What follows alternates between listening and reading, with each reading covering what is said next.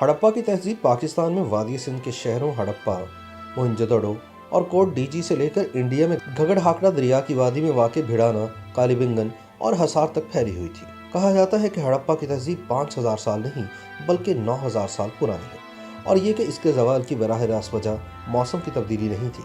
हड़प्पा पाकिस्तान का कदीम शहर है जिसके खंडरात पंजाब में साहिवाल से 35 किलोमीटर मगरब की जानिब चीचावतनी शहर से 15 किलोमीटर पहले खुदाई के दौरान मिले। सन 1200 कबल मसीह से पहले भी लिखी जाने वाली हिंदियों की किताब ऋग्वेद से इस किताब की तारीख का अंदाज़ा लगाया गया है। हड़प्पा की तहजीब इस ज़माने की इंतहाई तरक्की याफ्ता टेक्नोलॉजी से मुज़य्यन थी और इसके बासी ज़राअत, शहरी मनसूबाबंदी, तिजारत, बर्तन साजी और मुजस्समा साजी के माहिर थे। इसके अलावा वो तिजारत के एक वसी नेटवर्क के ज़रिए मेसोपोटामिया और वस्ती एशिया से मुंसलिक थे। आज से तकरीबन 3500 साल कबल इस तहजीब का खात्मा हो गया। शहर उजड़ गए, तहरीर के नमूने गायब हो गए और ज़राअत का निज़ाम दरहम बरहम हो गया। ये तमाम इलाके मानसून के मौसमी निज़ाम के तहत आते हैं, लेकिन आजकल यहाँ बारिशें बहुत कम होती हैं। इसलिए नज़रिया पेश किया गया है कि बारिशों में कमी इस तहजीब के यकलख्त इन्हदाम का मूजब बनी।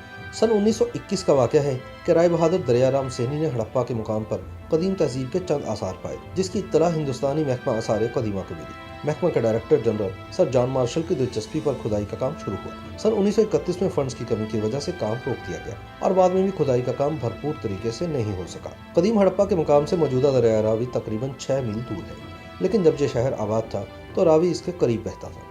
इसलिए हड़प्पा के किले के कदीम दौर में इसके साथ कच्ची ईंटों और मिट्टी से एक बड़ा हिफाजती बंद बनाया गया था। जब कभी रावी में सैलाब आया करता तो ये बंद किले की हिफाजत करता था।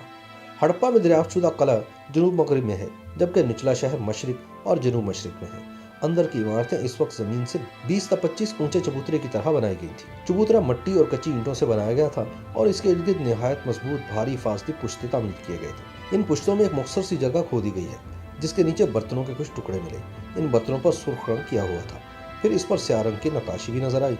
इसके बाद दूसरे दौर में किले की एक अजीम फसील बनी हुई है और इसके साथ एक हिफाजती पुश्ता भी बनाया गया है जो ईंट, रोड़ी और मिट्टी से भरा गया है। यह पुश्ता बुनियादों के करीब 35 फुट चौड़ा है और ऊपर चढ़ते हुए पतला हो जाता है। असल फसील अंदर और बाहर से पुख्ता ईंटों से बनी है, बीच में कच्ची ईंटों से भराई की गई है। इस दीवार की कुल मोटाई 4 फुट और ऊंचाई 35 फुट है। किले की फसील में थोड़े थोड़े फासले पर हिफाजती बुर्ज बने हुए हैं जो फसील से ऊंचे हैं।